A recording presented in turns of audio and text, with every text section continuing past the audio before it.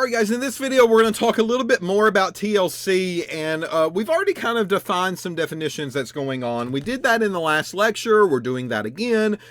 So here is an image of a tank, and this tank on the inside has some mobile phase, and that mobile phase is down here at the very bottom. And that mobile phase is there. That mobile phase does what exactly mobile phase does in any other type of situation. It goes through the stationary phase and it helps pushes sample through the stationary phase. That is why we use it. And then we've got stationary phase, and the stationary phase is actually on the surface of the plate. So that stationary phase does what it always has done. That is not a problem. That's not an issue at all. We need it. We need it present. And that is there to interact with the components that's in the sample. Those are the little fingers that reach out and they grab. It's the grabber. So black phone. Oh God. So it's going to reach out. It's going to grab these little components. It's going to hold them back whenever it can. And then it makes everything a little sluggish as it travels up the plate because of that. So we are relying on those interactions in order to take place. And we are putting a lid on top of the chamber. And we're putting the lid on top of the chamber because the mobile phase that we have here in the very bottom, that mobile phase typically is made up of very volatile substances. And volatile, again, does not mean boom! That volatile just basically means it's going to explode. No, volatile means that it's going to evaporate. It's going to evaporate very easily. So what we're going to have are pieces of the mobile phase that will evaporate inside of the tank, and that's why we put a lid on them. So that way, if they do evaporate, the gases that they produce, the vapor that they produce, cannot escape.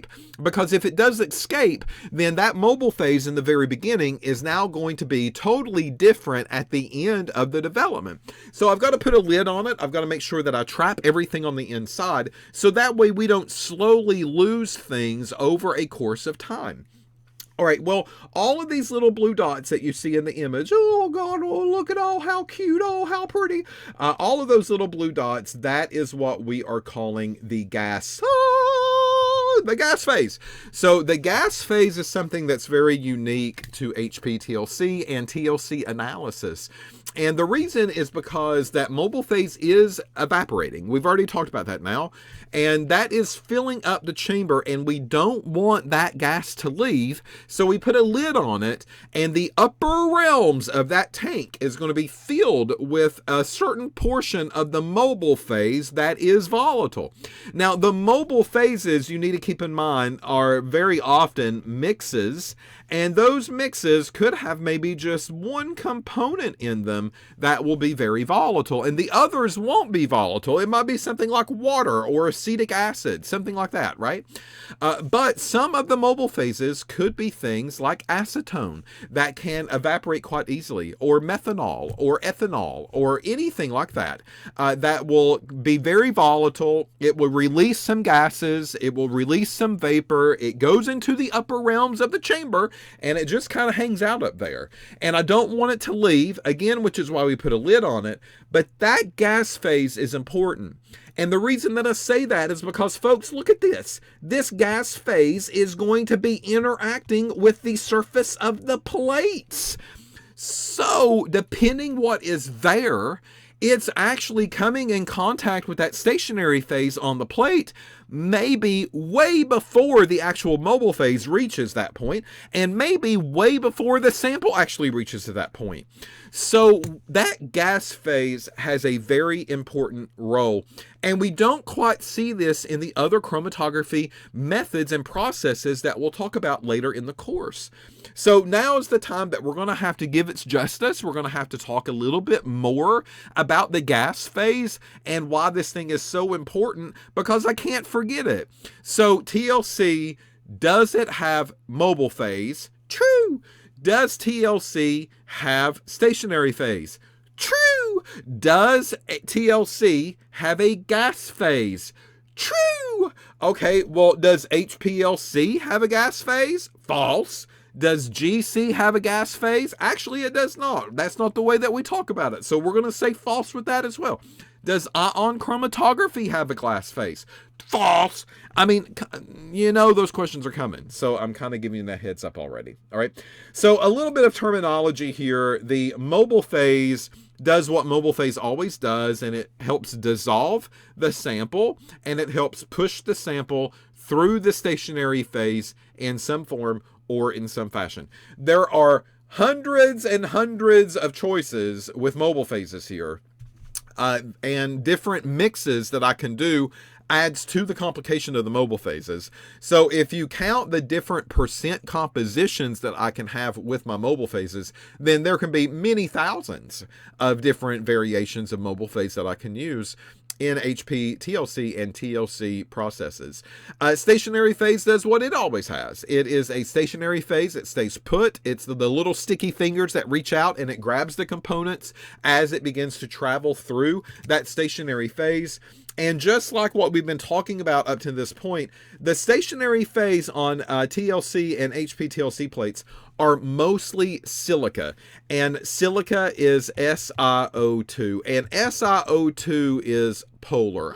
Okay, you know that's going to be a question. Canvas is going to say, is SiO2 silica nonpolar? And you're going to say, false! It is polar! You can't get me today, Trissy.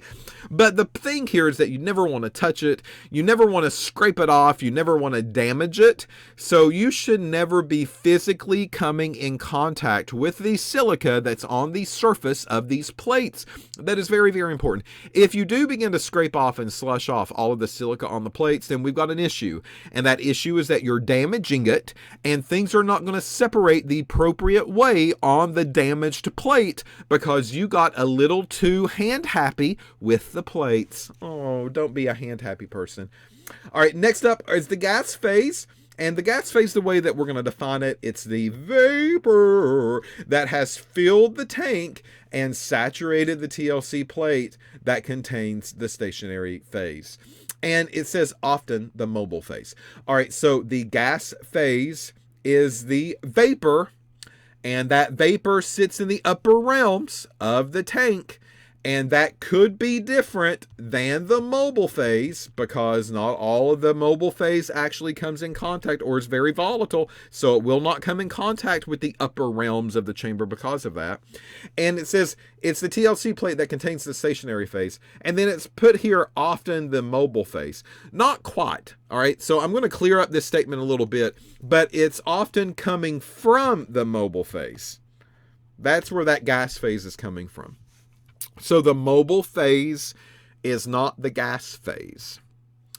And quite honestly, the stuff that I make in the lab that I call the mobile phase and I pour that into the tank, that really isn't called the mobile phase either. That's a different type of term. So that term we'll talk about a little bit later on. All right, so that's kind of where this video is going to stop, believe it or not. And the reason is because this is kind of where the material for the first assignment is going to stop. So gas phase, stationary phase, and mobile phase. We now know those three things are at play. Those are all interconnected and they all kind of do their thing and they relate and they hang out and they talk together. Absolutely. And that is what's going to help separate the compounds that we apply onto these plates.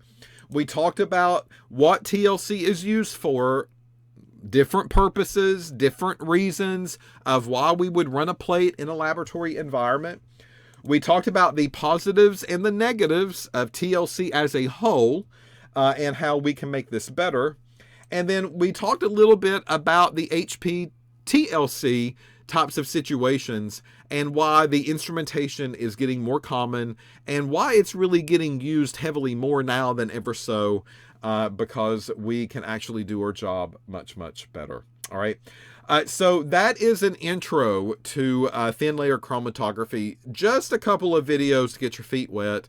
Again, good luck on the Canvas assessment that comes along with this set of videos. You'll see that when you log in. It'll tell you what videos to kind of take a look for.